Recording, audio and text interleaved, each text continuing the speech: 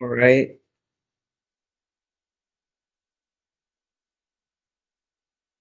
Uh, First I'm gonna make sure I can stream here. See, can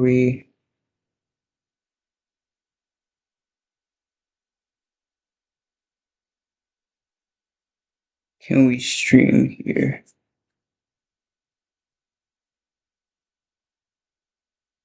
Okay. Yeah, so we're live right now.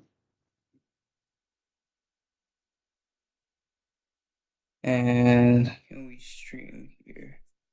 Yeah, okay, so we are streaming right now. So let's go to our first sort of activity here, which is gonna be watching the video. Then, like we did before, we're doing vocab and then we're doing Khan Academy for practice. All right, let's do the first activity first.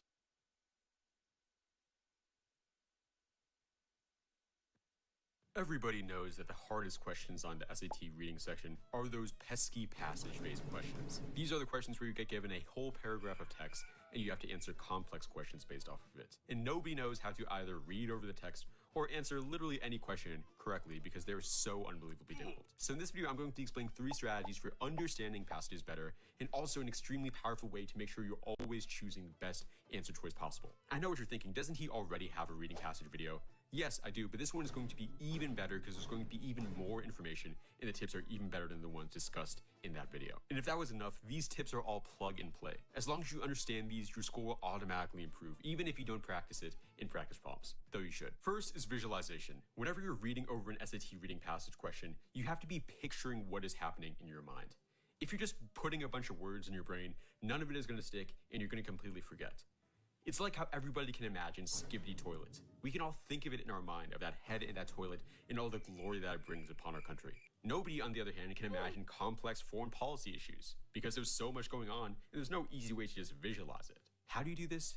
Basically, whenever you're reading a passage, you want to be pretending like you're reading a super interesting fantasy novel where you have to picture every single detail. You don't want to miss who died on page 93 of the book.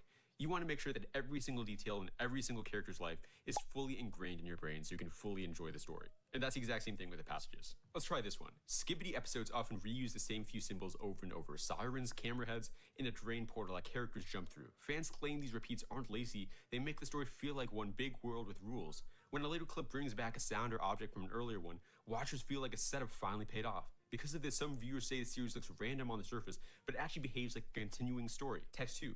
Patel's study looked at short web series with simple plots and short scenes. The data suggests that audiences forgive thin characters if the series sticks to its own rules from episode to episode. The same viewers also keep watching when older hints get paid off in specific moments like a callback line or repeated sound cue. Patel sums it up this way: if the show honors its world rules and rewards attention, fans stay loyal. Hopefully while you're reading that, you're actually imagining the Skibbity episode and the different world rules and the different plots and short scenes. Even if there wasn't a direct thing you could picture in your mind, hopefully you at least think about in a general sense what each of this stuff was saying. The hard thing about this method is that I can't force you to do it. It's purely mental, so anybody can choose either to do it or not to do it. We just can't see it happening. So it's all up to you to make sure you actually follow through with this. And you better, because everything else in this guide is going to make a lot more sense and be a lot easier if you're visualizing what you're reading as you're doing it. Give a shot on the passage from this question. We'll actually answer this question later on in the video, but first just visualize what is being said. My next powerful method is highlighting. Everybody loves highlighting SAT reading passages, but I have a very specific way of doing it that's a little bit different from what you might expect. Basically, I like highlighting details of the passage that make a full sentence, but I only highlight the bare minimum to complete the sentence. So watch this. The studio changed its thumbnails for the Skibbity series from messy collages to simple frames. Average watch time went up. The number of comments saying lore drop or guessing about hidden clues went down. I know it looks like I highlighted the crazy amounts in those first few sentences, but the goal of this was basically making a complete sentence out of everything that was said while only using the bare minimum information. I did not need to know that it was the weeks after the change. I also did not know that it was across multiple uploads. I just need to know this basic stuff that's being said. And sure, it was a lot in that first sentence, but the other ones, it was a lot less. We lost some loud theorists, but picked up quiet finishers. If the producer statement is accurate, blank. What is the goal of this? Essentially, you want to make it simpler to picture it in your mind by taking out the unnecessary information. It's a lot more clear to read what's being said now, because I deleted the unnecessary information. And therefore, when I come back to this passage later, if I need to re-reference it, I can see this pretty easily. Keep in mind, this is going to be actual highlighting on the SAT, not this underlining thing that I did here. Here's my highlighting for this one.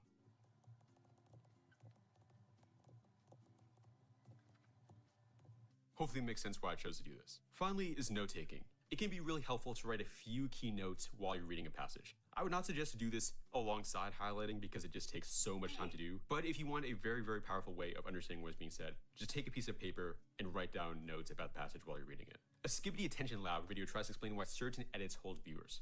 The host shows retention graphs comparing versions with and without the siren plus shaky POV combo, arguing the combo feels live and keeps people watching. I would show this by saying with and without. And then I put an arrow to people watch. I know that's super basic, but that's really all I need to very clearly visualize in my mind this combination and what it's trying to do. He also says viewers actively look for callbacks, but he admits repeats aren't magic. When a callback appears without a payoff, chat calls it filler, and average view duration drops. He closes, it's not chaos, it's rules plus rewards. So I would say CBs for callbacks need POs for payoffs. Believe it or not, just in these two small phrases up here, I've literally embodied everything said in the passage. Kind of crazy when you think about it, but these passages do not really say that much, I can't be honest with you. An op-ed begins with a personal note. The writer wants opposed turning curb parking into bus lanes. I can write something down for that. WR for writer and op for opposed buses. She explains that she valued parking near small shops and feared longer trips. Midway through, she presents data showing that bus lanes cut travel times for service workers and improve reliability during early and late shifts. I would honestly just say, bus, good. I know there's a lot more detail said in the actual passage, but this honestly is enough to embody everything that you need to know. In the conclusion, she writes that the lanes are fairness upgrade disguised as paint. The first section sets up the change in review and the body shows why it changed.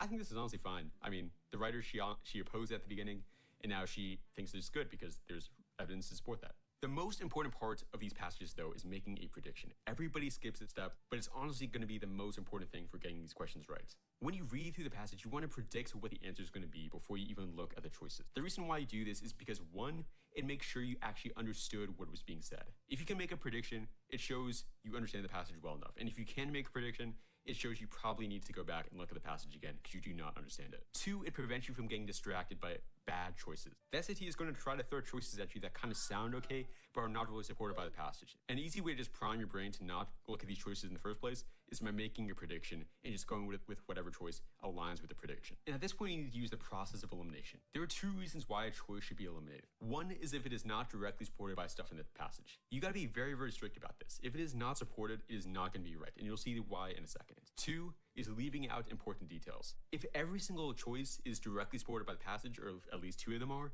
you go for the one that has the most important details and does not leave out anything key. 90% of the time, one is going to be enough to get you to the right answer, but if you have to go for two as well, it's okay. Back to problem one. Viewers kept watching mainly because each episode avoids any reference to earlier clips, suggesting that novelty without links is the true driver of engagement rather than consistency or callbacks across series. I don't think that's going to be right because we're talking about people actually doing callbacks to past clips. And that actually says that's one of the key things that helps. You just have to do it right, essentially. So I'll probably eliminate that because that's directly not supported. The recurring symbols in text 1 likely help the series retain fans because they signal stable world rules. And when episodes later reward earlier hints, audiences feel the story is coherent even if the characters themselves are thin. That sounds pretty good, pretty directly supported. Text 1's reliance on repeat symbols probably harms viewer interest over time. Okay, that, first of all, is not supported. That part is clearly not said in the passage. And it maybe could be implied, but like not at all said. So C is just definitely going to be wrong. Like it doesn't even matter if the rest is amazing. Just because that one part is bad, it's going to be bad. The popularity of text 1 is probably unrelated to either rules or payoffs. Okay, again, not supported at all. They don't provide any kind of other reason why it could be good. And if it is based off video length or thumbnail style, it does not matter because it's not said in the passage. B is going to be right for this one. Make sure to give 2 a quick read before you watch the rest of this because I'm not going to read it for you. By pairing the beads with a nearby hearth remains to show repeated activity at certain stops,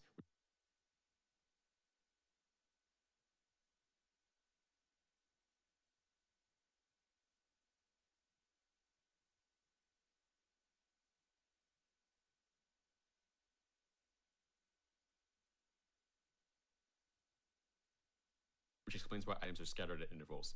That sounds pretty good. By comparing copper to gold trading, including the gold was more profitable, okay, not said at all. Gold was not more profitable. Okay, it probably was, but it was not said in the passage. Here's the thing, you really do not want to be making assumptions with this. Take this as an example. Say I said the sentence, Jimmy spent 14 hours a day watching brain rot on his phone, and then he played Fortnite for another 5 hours. Let me ask you, how old do you think Jimmy is? If you said that you thought Jimmy was a teenager, you were wrong. Jimmy is actually a 90-year-old man. And here's the thing, I never said that Jimmy was a young guy in the first thing. You just assumed that he had to be a young guy because he watches brain rot. But really, it's for all ages. It's a similar thing with these passage questions. Sure, stuff may sound like it probably is going to be true, but if it's not supported, you just cannot go for it unless it's a very, very logical thing to assume. Insisting that B's were only decorative? Okay, no. By rejecting all alternative explanations, saying that any distribution pattern is accidental loss? Okay, not again. Now onto the Skibbity one. The simpler thumbnails pulled in viewers who are more likely to watch the whole video rather than pause to speculate. So the common volume math theories dropped even as overall viewing completion increased. You see, it's not directly suggested in the passage, but they say we lost some loud theorists but picked up quiet finishers. So that kind of makes it seem like it's going to be, supporting that. There's a very logical inference that if that's the case, like they say, if it's accurate, then this must be true. But if we look at the B and C and D, these are directly not supported at all. The same viewers change how they engage. Okay, that's not what's said at all because they say we lost some loud theorists but picked up quiet finishers. So it's not like we just had the same viewers again. Theory comments always come from people who quit early. Okay, not even almost suggested. The producer dislikes theorizing and remove comments. Okay, nothing to suggest that either. Again, A just has to be right because it's the only one that has a logical inference. Even though that isn't directly said, it makes sense that this would have to be the case. Onto this wetland one. Wetland restoration usually harms birds. The manager should stop projects that change plant communities because these efforts rarely help any wildlife or visitors in the long term. Here's the thing, it might actually be true that it usually harms birds, but it just does not say that. It just says that in this one instance it harms birds.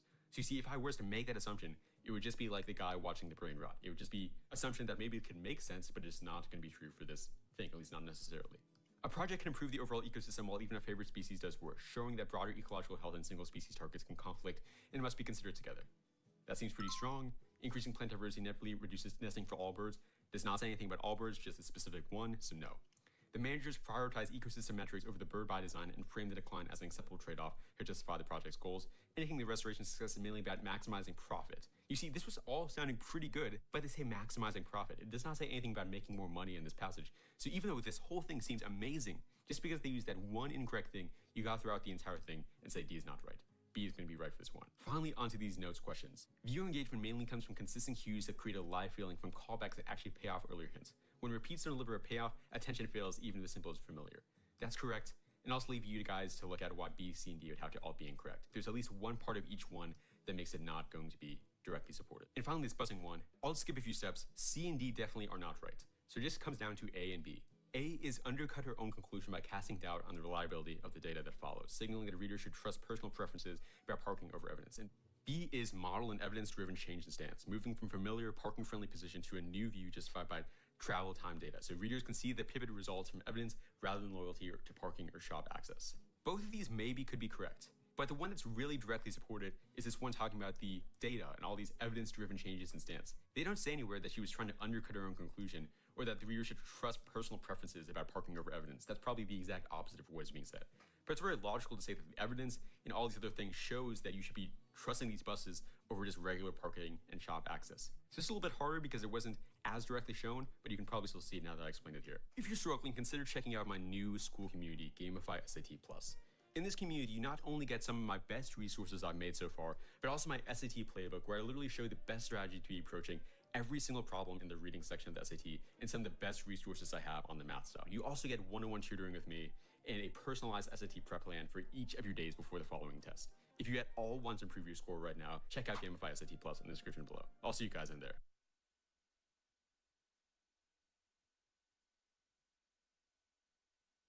Here's the truth. You have absolutely zero.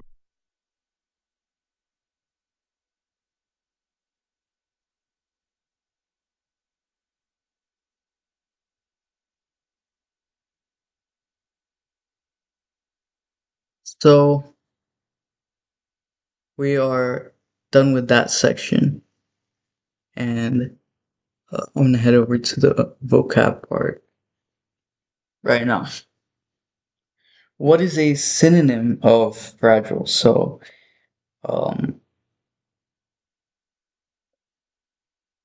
a synonym of fragile is gonna be delicate.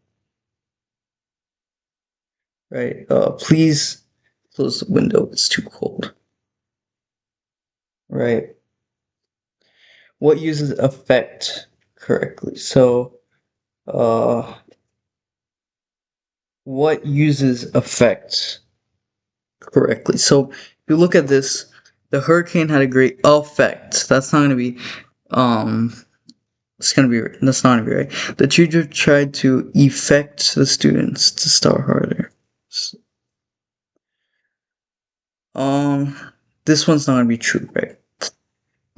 I think it's try to effect. No, an effect is blank that the students study harder.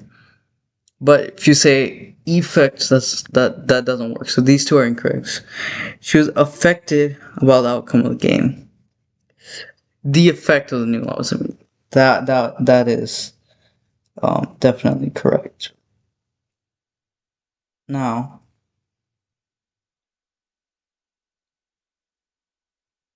um, now what is the baby or dog called that's gonna be puppy? Right. What's the opposite of fruitful? The opposite of fruitful is uh fruitful is when something what do you call it happens, right? So like when you do something and then you get a result.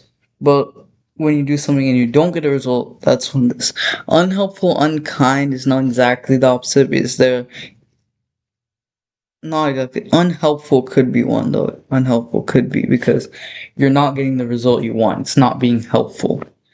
Right? So if you look at it, unhelpful is the best. Right? So,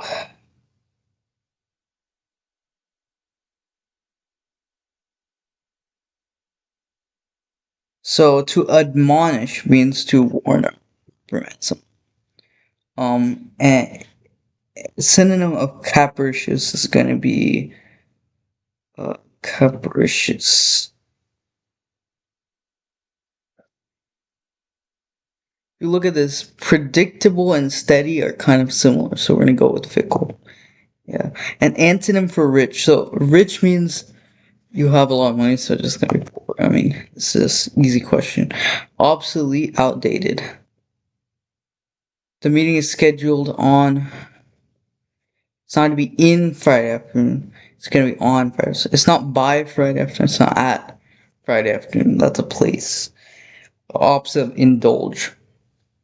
So if you're indulging yourself in something, that means you're participating in it. So what means you're not participating in it? It's optional. Okay, fair enough. Ignore is definitely more an opposite. Acceptable is going to be appropriate, but appropriate doesn't exactly mean acceptable. Acceptable is like it. You can accept it, right? Tolerable. Antonym. Oh shoot. That's not good. That's not good. Opposite of give is take. Okay. Opposite of beautiful is ugly. Clean is gonna be dirty. Synonym of brief is going to be short. Antonym of hot is gonna be cold.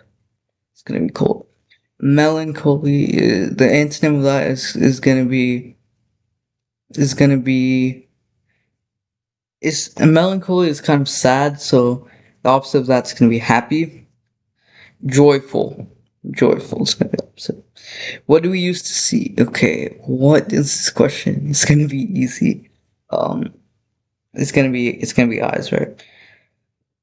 Which word rhymes with cat? What is this? Flexible means uh adaptable, I guess. Inevitable. Inevitable is unavoidable, right? Um, Noisy. What's the opposite of noisy, right? The opposite of noisy is gonna be quiet. Noisy. This is noisy. This is quiet. This is silent. Uh, silent. This is tough. It's tough. Mundane is just gonna be. Oh, that antonym, yeah, or kind of selling. I should read better, read more carefully, I guess. Proficient. Proficient means expert. We're hit with the 21 out of 25. Okay. Better than last time. We got it quicker, we got it better. Now we're gonna work through some more SAT vocabulary, right? To soothe or to ease, right? To soothe or to ease. This is going to be to soothe or ease is going to be the chairman of the Federal Reserve gave a speech to try to allay the fears about an economic downturn. He gave a speech to try and allay. Oh, allay is the word, right? I forgot. I'm not supposed to read this part because it usually has to answer. To assert without proof. To assert without proof. I was just guessing. Allege, alright, allegedly, blah blah blah. Right. Allegedly. To relieve, make more bearable. So to relieve or make more bearable, alleviate pain. To distribute, set aside, right? It's gonna be allocate. You're allocating funds for something. Reserved or distant, right? You're reserved or distant. Anonymous kind of makes sense. Aloof. I thought that meant something like wrong. But I guess not. I guess not. A dispute or a fight. Altercation. Altercation. To bring together or unite, right? That is amalgamate. Or amalgamating things. To assert without truth. That's allege. It's allegedly, blah, blah, blah. Reserved or distant, right? Or distant, that's gonna be aloof, right? We're at 63. We're gonna continue. Uncertain, variably interpretable, right? That's gonna be variably interpretable. That's gonna be arbitrary. Ooh, arbitrary is like that. Arbitrary. Okay, that's like in concepts. Uh, so we're not gonna do too much more. We're gonna uh we're going to do this question and then probably do this section and then move on. Having opposing feelings, right?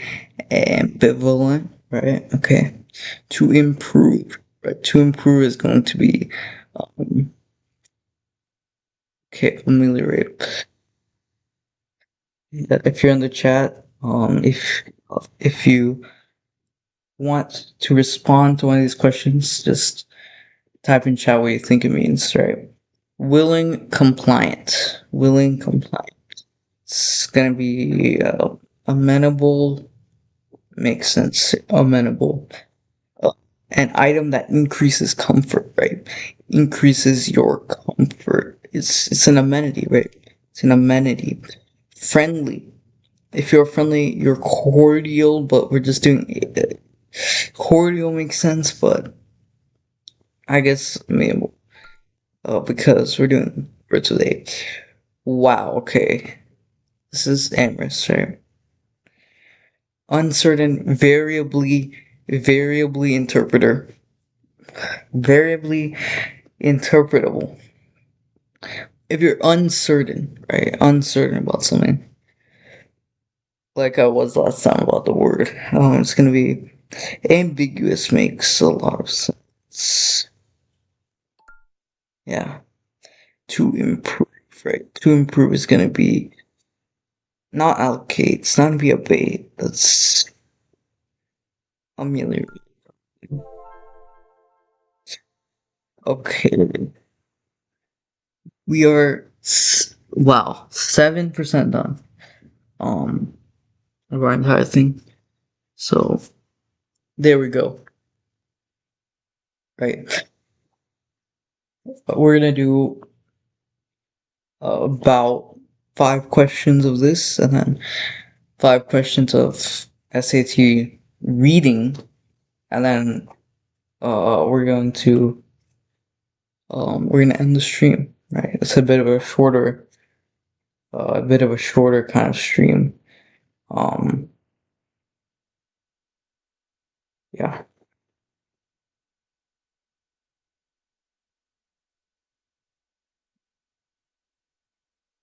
G of x is a transformation.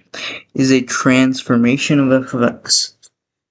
The graph shows f of x as a solid line, right, and g of x as a dashed line.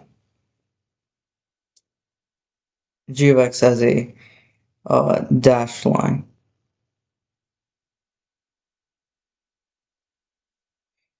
Um,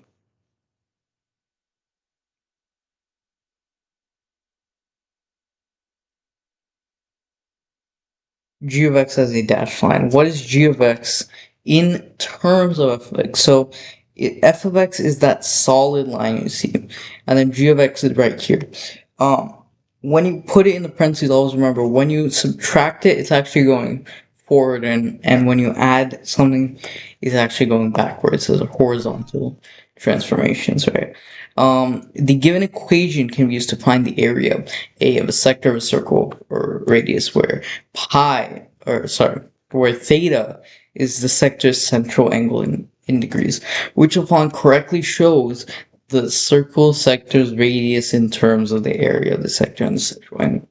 So what we're told to do is rearrange this equation so we isolate the variable r. So um uh, 1 second. I'm gonna pause the stream, the stream's thing real quick, and I'm gonna open up the graphing calculator. And open it up real quick. Okay. There we go. Okay, I'm gonna open that back up. Yeah. So the given equation. Okay, so basically, right, we're just gonna rearrange this equation over 360. And again, if we see this equation, what we're going to do with it, okay, is we're gonna take it and multiply by 360. Right. First step, obviously, is gonna be multiplying it by 360.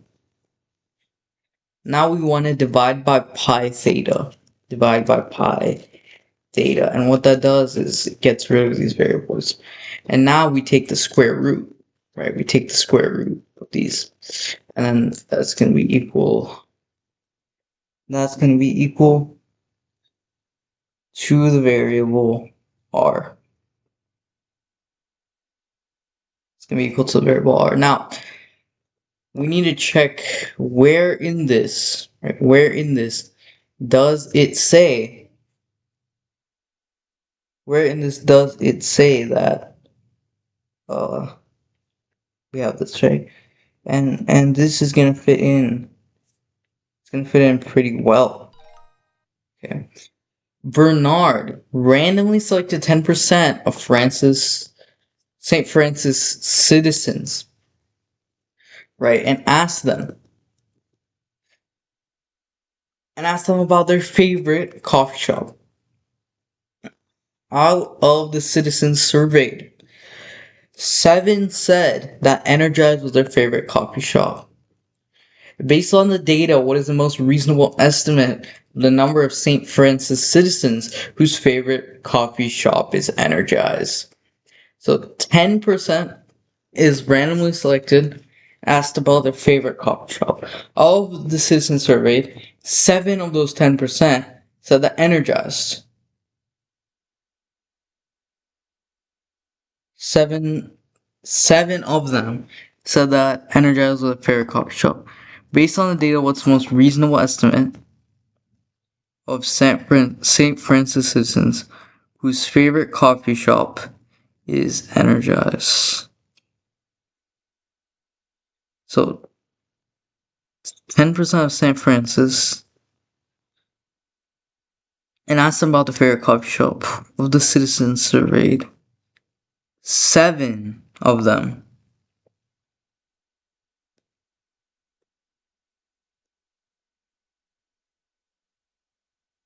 said that energized was their favorite coffee shop.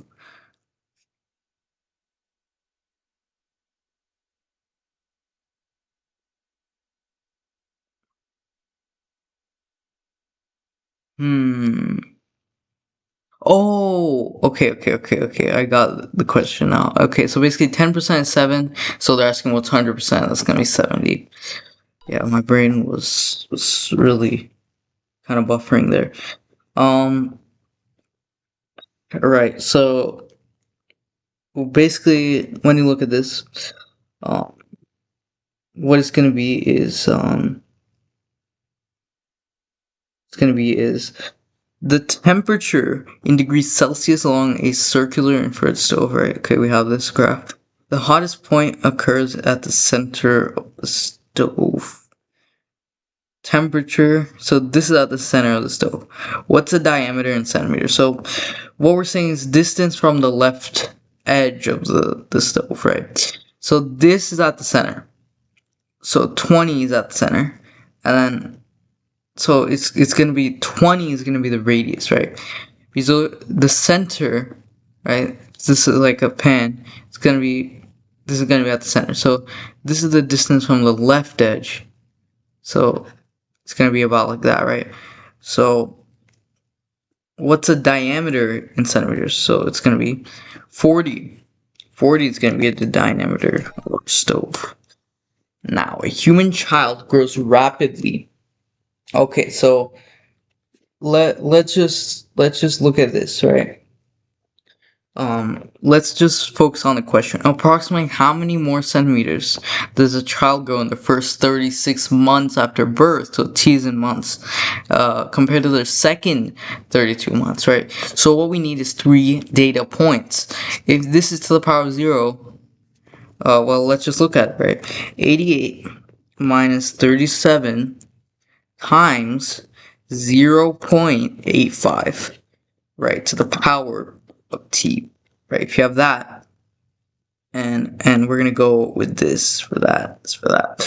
So we need to look at the power of 0, and then we need to look to the power of 36 months later, and then we're gonna go to the power of 72 for 72 months later. So how many more centimeters does a child grow in the first 36 months compared to the second 36 months?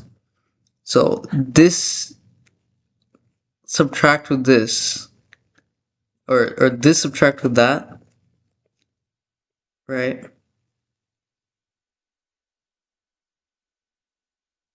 This minus that, right? And then we have the value this minus this, except we're doing this and then we're doing this. Uh,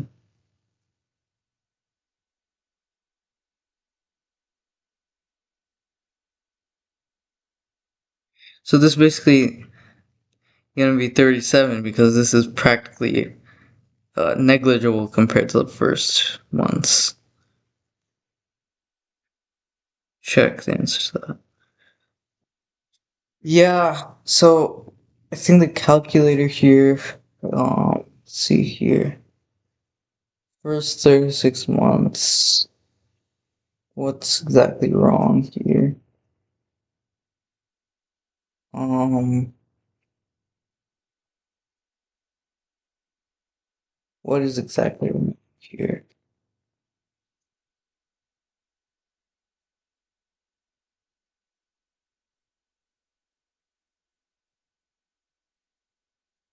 Oh, it's only accurate between that amount. So it's 0.5 cm per month. So it's gonna be 36 times 0.5 per month. So it's got to be around 18. So 19 is good. Okay. So that wraps up, right? Approximately 5 questions. Now we're gonna do approximately 5 questions of this. And then we're gonna hop off stream. So, Micheline person to be okay. Does okay? So this person argues that the Choctaw oral tradition findings supplement the written record, right, by providing crucial insights into these roles. Crucial insight. What is the overall structure? Right, that's the question. So, we're first introducing. This is an introductory, and this is kind of explanation, and this is the argument. So first is the introduction, then it's stating kind of some more details, I guess, giving more context. So let's see which one does. It doesn't describe problem first, it doesn't detail. Uh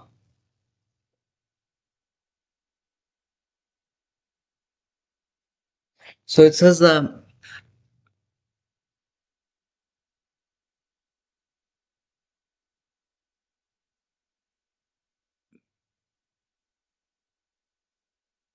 okay, yeah, so basically the thing is it highlights a problem and then a way to get the solution.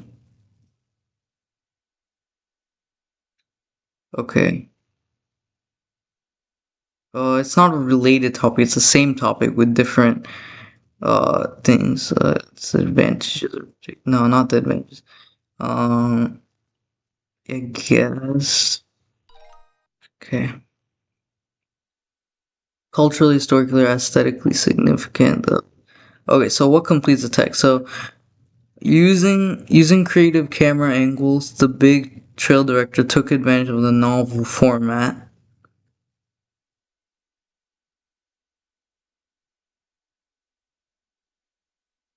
Culture. Okay. Okay, so the 1930 big trail, big trail, an early widescreen film format. Um, the Big Trail director took advantage of the novel format.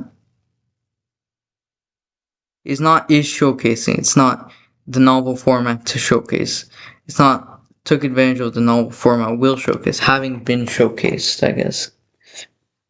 Uh,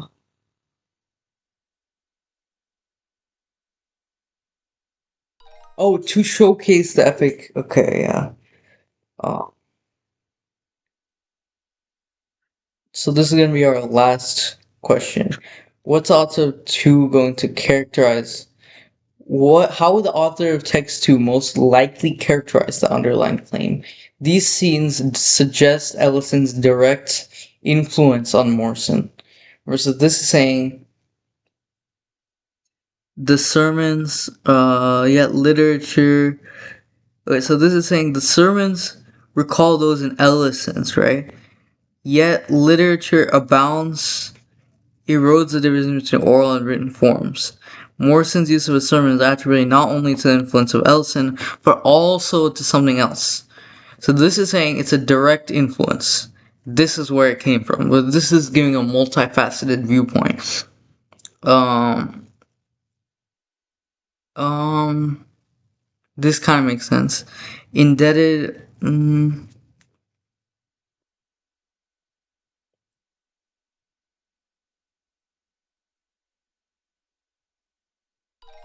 Yeah, this makes sense. It's the best choice.